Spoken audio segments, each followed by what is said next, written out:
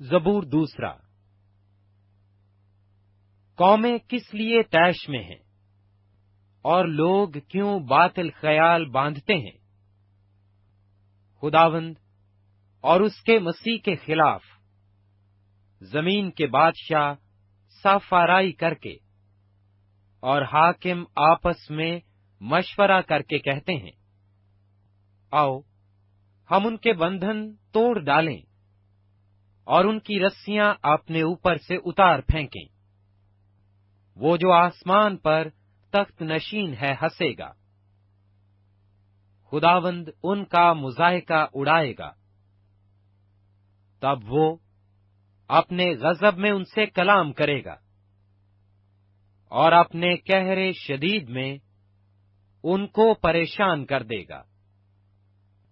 میں تو اپنے بادشاہ کو اپنے کوہ مقدس سیون پر بٹھا چکا ہوں۔ میں اس فرمان کو بیان کروں گا، خداوند نے مجھ سے کہا، تو میرا بیٹا ہے، آج تو مجھ سے پیدا ہوا۔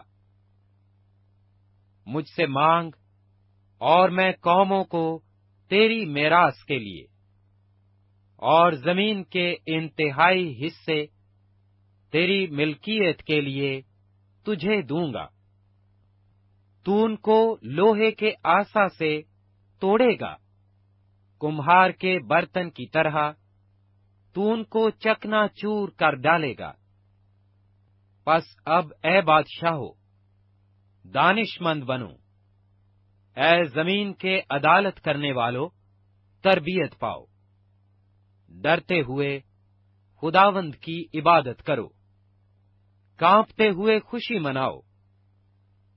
بیٹے کو چومو، ایسا نہ ہو کہ وہ قہر میں آئے اور تم راستہ میں ہلاک ہو جاؤ، کیونکہ اس کا غضب جلد بھڑکنے کو ہے۔ مبارک ہیں وہ سب جن کا توکل اس پر ہے۔